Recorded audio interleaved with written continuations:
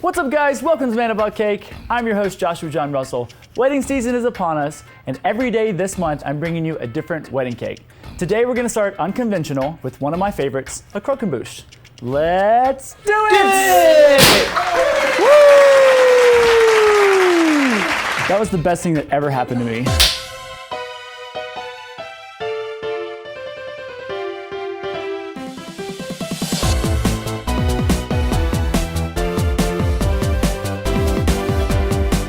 So the first thing we have to do is make our pâte à choux dough. This is super easy and it's actually a lot of fun.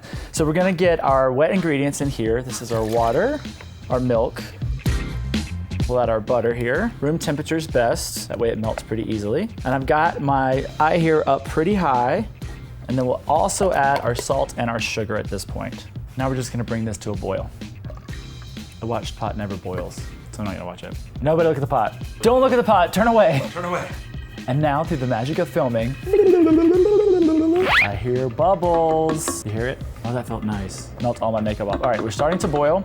We're gonna add our flour and whisk. Sifted flour, slowly. It's like making a roux. We'll add the rest. So it's gonna get really, really thick. And then we're gonna cook this for a couple of minutes to get as much of the moisture out as we can.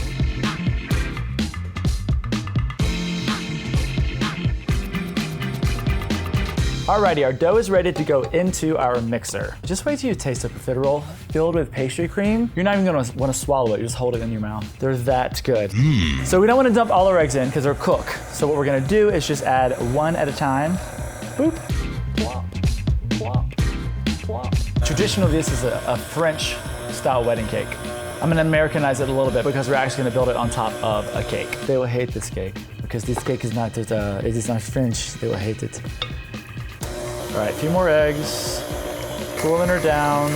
Once you add an egg, it kind of all separates because the batter's like, I don't know what to do. And then it comes together really nicely. Let's go ahead and add the last three here. Bring in our trusty pan here we're gonna pipe with. Look at that, beautiful.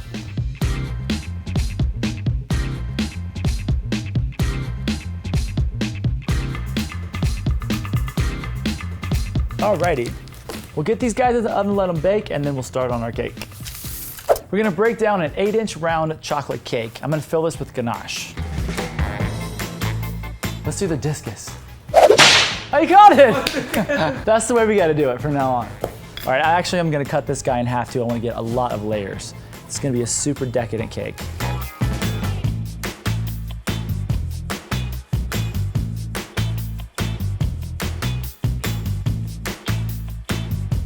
Now we're gonna fill our cake with chocolate ganache.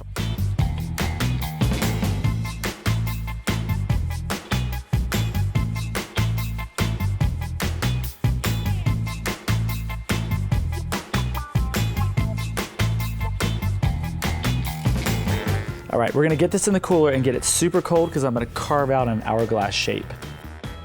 I'm just gonna trim the top edge first so we get a flat surface. So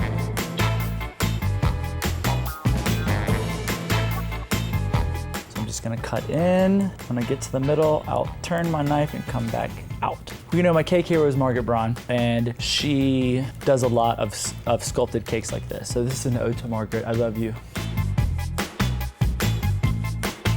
I love how I decided to do chocolate cake and carve it with a white shirt on.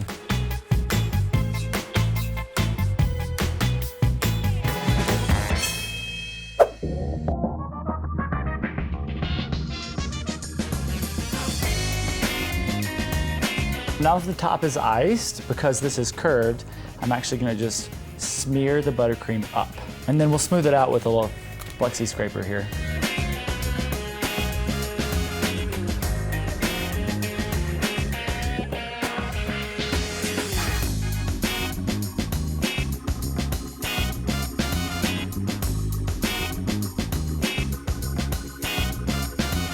All right, that's pretty good for a crumb coat. I'm gonna get this guy in the cooler, let it firm up completely, and then we'll do a final coat.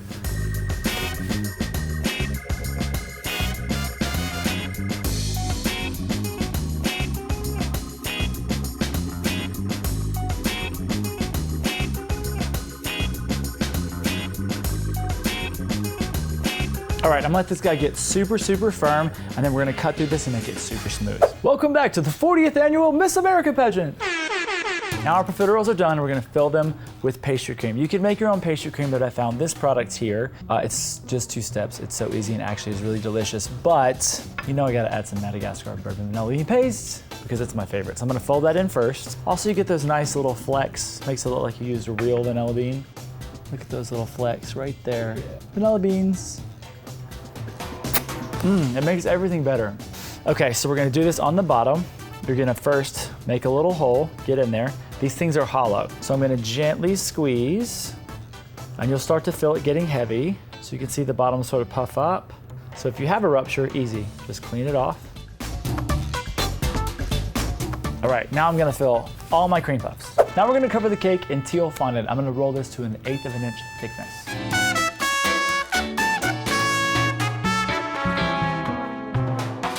Don't get dirty. I got cornstarch on my pants. All right, that feels good.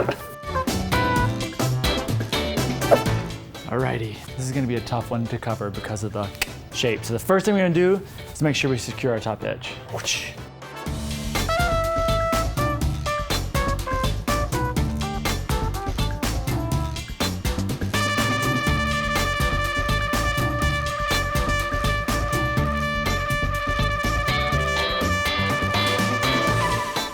Now I'm gonna use my Flexi Smoother to get all my wrinkles out. All right, the last thing I'm gonna do is pinch the edge out to pull it to a point, get a sharper edge here, and then I'm actually gonna take my fingers, almost like a pie crust, and make little waves. This is what my cake hero does, Margaret Braun. Talk about her all the time.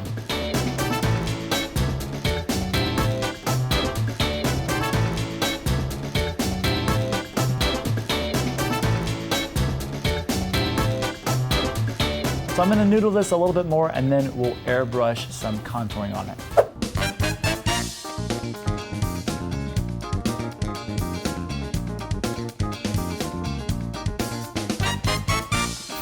All right, now I'm gonna widen out a little bit and get sort of an ombre effect.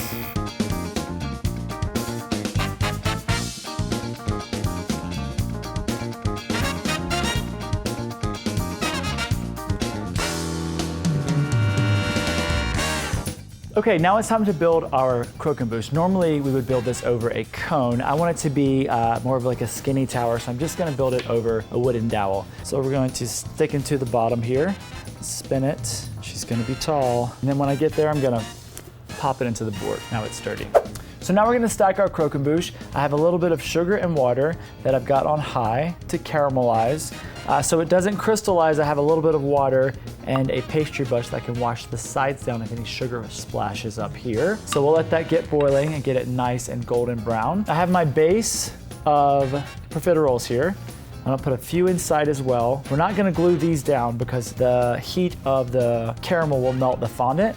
So what we'll do is the ones we put on top of here will actually stick to them from the bottom. Pack these guys in.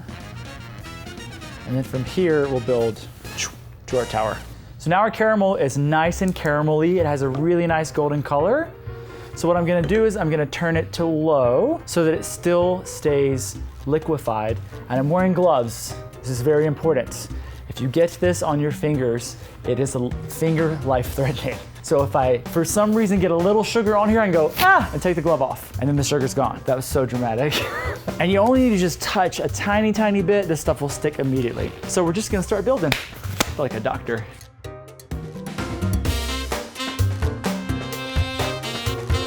Maybe we should put one on top because this little guy is so cute. Look at him. He's the star on the tree.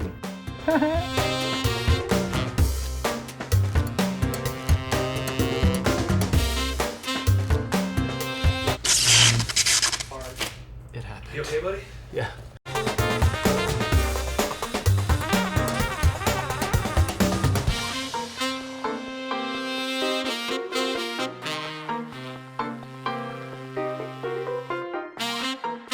Now it's time to glue our bow. I already made the bow out of gum paste and let it dry overnight. So we're gonna make the middle part of that, and then we're gonna make 2 little tails that come down, and we'll glue that onto the front of the cake. We'll make the tails first, a little cornstarch, little bit of gum paste.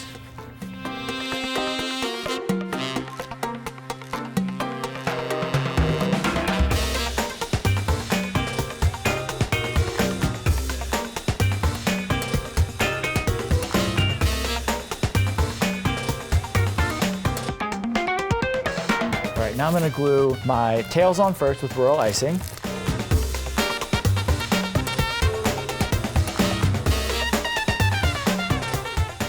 Give it a little bit of life here. And then same with the bow. Royal icing, stick that guy in place. Now with the same royal icing, I'm gonna pipe a border along this top edge.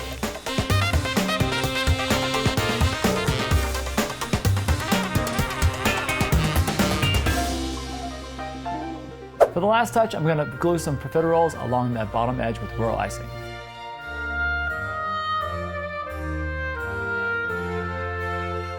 Now I'm adding some sheen to the bow and gold to the croquembouche.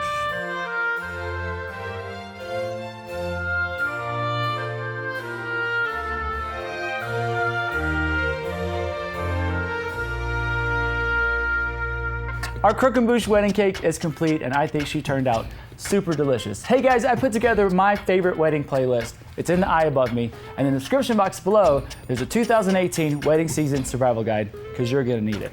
Just taste this guy.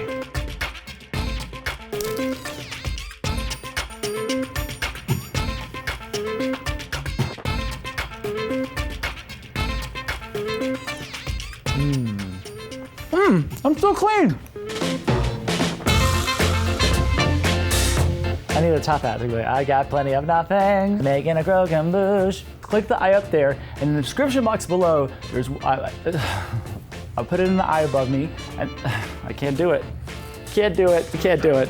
Take your time.